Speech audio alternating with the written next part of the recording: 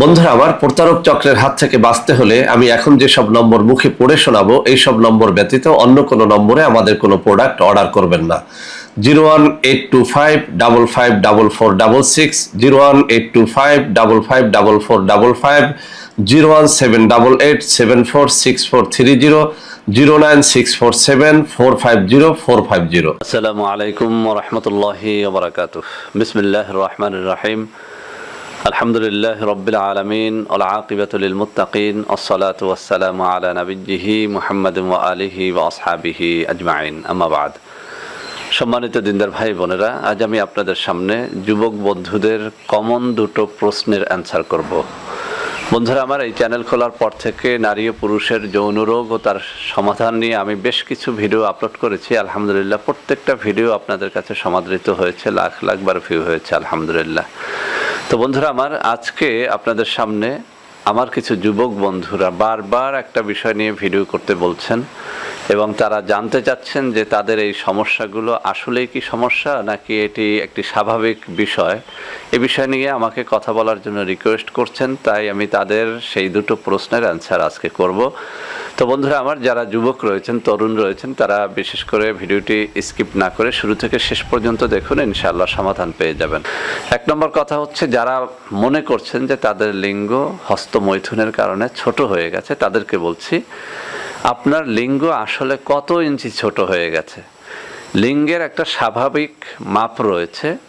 এই লিঙ্গ একদম নিস্তেজ থাকা অবস্থায় সে যদি 1 থেকে 1.5 ইঞ্চি বা 2 ইঞ্চি যদি থাকে, একদম এনাফ আপনার লিঙ্গ। অর্থাৎ লিঙ্গের স্বাভাবিক ধর্ম হচ্ছে সে নিস্তেজ অবস্থায় 1 থেকে 1.25 ইঞ্চি বা 2 ইঞ্চির মতো থাকবে, আর উত্থিত অবস্থায় সে 3 ইঞ্চি, 3.5 ইঞ্চি বা 4 ইঞ্চি পর্যন্ত থাকবে।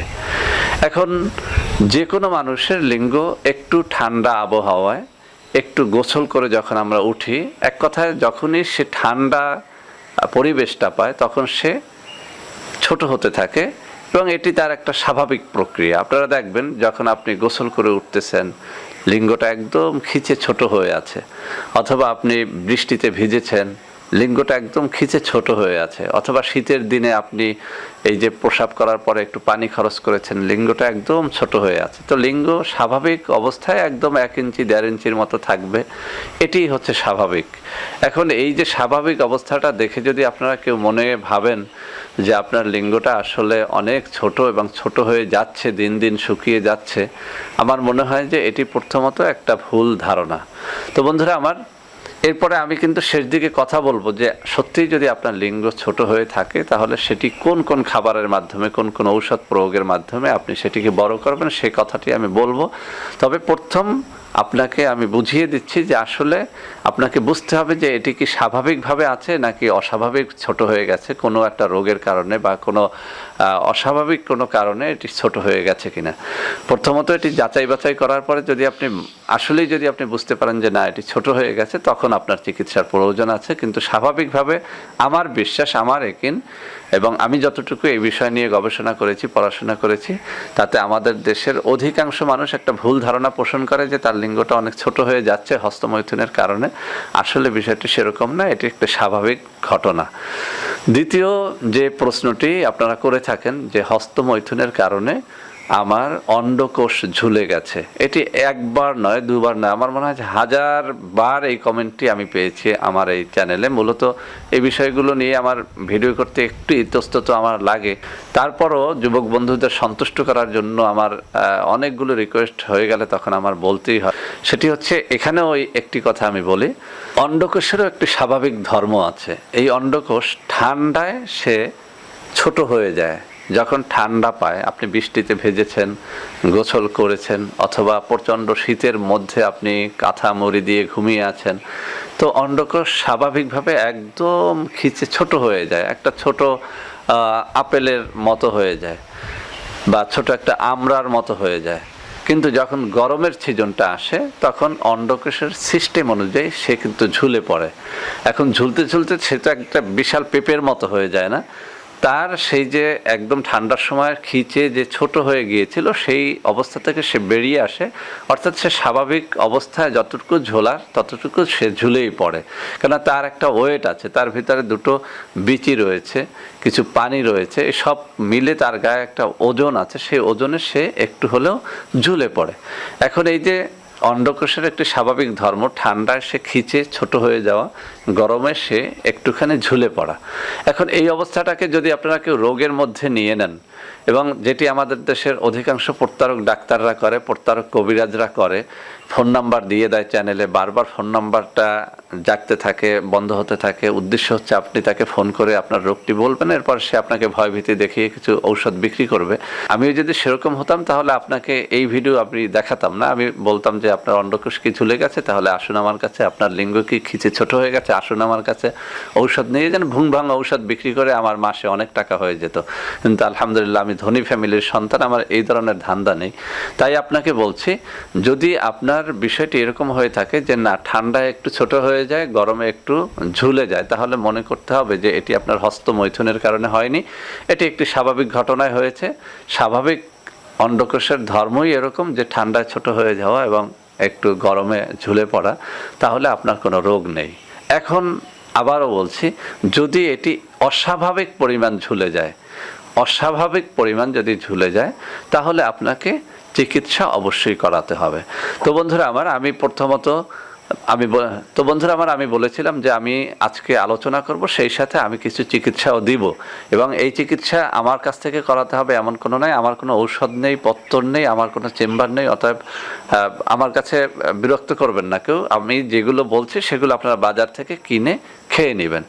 এক নম্বর কথা হচ্ছে, লিঙ্গের স্বাস্থ্যের জন্যে ডাক্তার আলমগীর মতি, একজন বিশ্ববিখ্যাত একজন ডাক্তার, যিনি বাংলাদেশে ওনার বাড়ি, উনি বিশ্বের মধ্যে যে ডস পদ্ধতিটা রয়েছে, আমি অনেকবার বলেছি, ডস পদ্ধতির থিওরিটা হচ্ছে আপনার যে অঙ্গের সাথে যে ফল ফ্রুটসের আকার ইঙ্গিতে মিল রয়েছে, ওই ফলটা আপনার দেহের জন্য, ওই অঙ্গের জন্য অত্যন্ত কার্যকরী। যেমন ধরেন, মেয়েদের ব্রেস্টের জন্য কমলা, আপেল, বেল, কদবেল, এটা ব্রেস্টের স্বাস্থ্যের জন্য অত্যন্ত উপকারী। এটি হচ্ছে ডস থেরাপির একটা সিস্টেম। ঠিক পুরুষের লিঙ্গের স্বাস্থ্যের জন্যে কলা, গাজর, মূলা ইত্যাদি হচ্ছে অত্যন্ত উপকারী। তো বন্ধুরা আমার, আমি অনেকগুলো খাবারের কথা বলবো না। লিঙ্গের স্বাস্থ্যের জন্য যারা লিঙ্গ নিয়ে খুব বেশি চিন্তায় আছেন, যে লিঙ্গটা ছোট হয়ে যাচ্ছে দিন দিন, বা ছোট হয়ে গেছে, এরকম যদি সত্যিই হয়ে থাকে, আমি আপনাকে বলবো আপনি সকাল বিকাল দুটো করে কলা খান। যে কোনো কলা খান, আপনি সবরি কলা, সাগর কলা, এগুলো আপনি খেতে পারেন, কিন্তু একটা পদ্ধতি মেনটেন করে আপনি খান। ইনশাল্লাহ আপনার লিঙ্গের স্বাস্থ্যটা ভালো হবে। সেটি হচ্ছে আপনি কলার সাথে কিশমিশ, পাকা কলার সাথে কিশমিশ, আপনি সব থেকে বেটার হয় আপনি বাসায় কিশমিশ তৈরি করে নেবেন। আমি কেমন করে বোঝাবো, এটি খুব সহজ। একদম বাজার থেকে তাজা আঙ্গুর আপনি কয়েক কেজি কিনে আনবেন, সেটিকে কিছুক্ষণ সময় আপনি ফুটন্ত পানির মধ্যে ফোটাতে থাকবেন। যখন দেখবেন যে আঙ্গুরগুলো ফেটে গেছে, তখন আঙ্গুরগুলো সেখান থেকে নামাবেন, একটা ছোট্ট ঝুড়িতে করে একদম কড়া রোদের ভিতরে শুকাবেন। 1 থেকে 2 দিন শুকানোর পরেই দেখবেন যে আঙ্গুরগুলো কিশমিশের আকার ধারণ করেছে। এরপরে ফ্যানের বাতাসে বাকিটা শুকিয়ে নিয়ে এই আঙ্গুরগুলো নিয়মিত করে আপনি কলার সাথে মিশিয়ে, 1-2টা কলা নেবেন, সেখানে কিছু আঙ্গুর নেবেন, একদম হাত দিয়ে কচলিয়ে সেটিকে একটা খামিরের মতো তৈরি করে নেবেন। এরপরে সেই খামির আপনি 1 কাপ করে দৈনিক সকালে এবং রাত্রে 1 কাপ করে খান। এই খামিরটা, আঙ্গুর এবং কলার মিশ্রণটা 1 কাপ করে আপনি সকালে এবং রাত্রিবেলাতে খান। আপনি দেখবেন 1 মাসের মধ্যে আপনার লিঙ্গের সাইজটা কিছু হলেও বড় হয়েছে, কিছু হলেও মোটা হয়েছে, এবং আপনার যে ধারণাটা, সেই ধারণা থেকে একটু হলেও আপনি বেরিয়ে আসতে পেরেছেন, অর্থাৎ আপনি প্রশান্তিটা পাবেন, আপনার লিঙ্গের স্বাস্থ্যটা ভালো হবে। এটি হচ্ছে ডস থেরাপির থিওরি।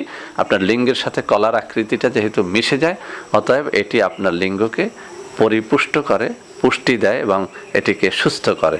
তো প্রথম গেল এই একটা পদ্ধতি, যাদের লিঙ্গটা ছোট তাদের জন্য বলছি, এটি একটি অত্যন্ত কার্যকরী পদ্ধতি, এটি আপনি প্রয়োগ করে দেখতে পারেন।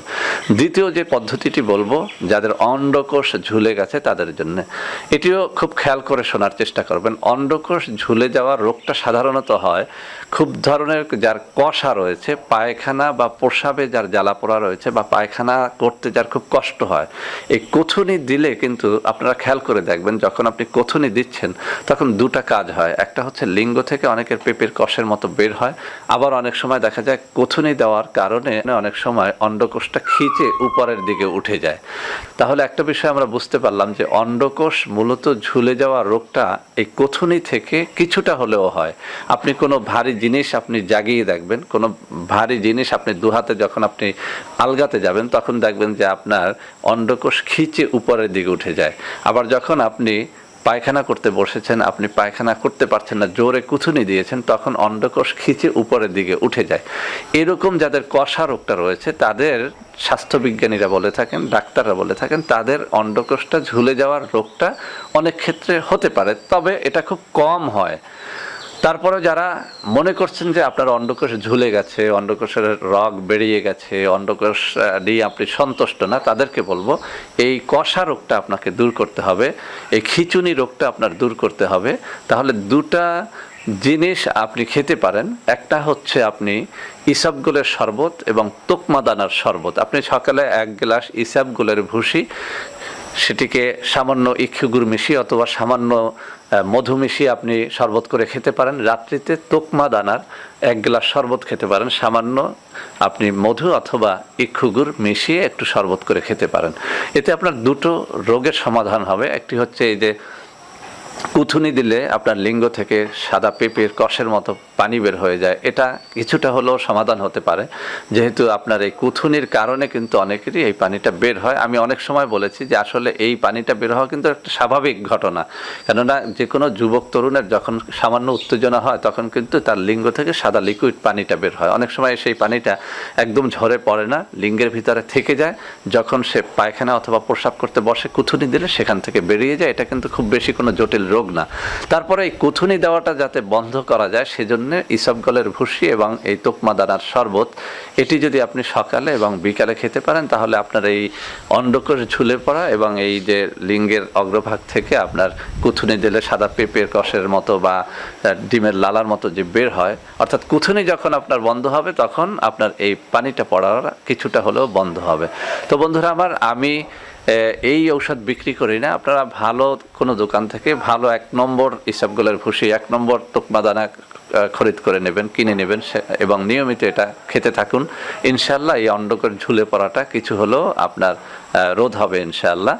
আর সবথেকে বড় কথা, মনের মধ্যে শক্তি রাখুন, আপনার বিশ্বাস করতে হবে যে আপনার লিঙ্গ ঠিক আছে, আপনার অন্ডকোষও ঠিক আছে। যদি সেখানে কোনো ব্যথা না থাকে, পানি না থাকে, ফুলে যাওয়া না থাকে, তাহলে এটি আসলে আপনার জন্য কোনো সমস্যা নয়। তো বন্ধুরা আমার, ভিডিওটি ভালো লাগলে লাইক করবেন, কমেন্ট করবেন, শেয়ার করবেন, আমাদের চ্যানেলটিকে ভালোবেসে সাবস্ক্রাইব করবেন। আল্লাহ হাফেজ। আসসালামু আলাইকুম ওয়া রাহমাতুল্লাহি ওয়া বারাকাতুহু।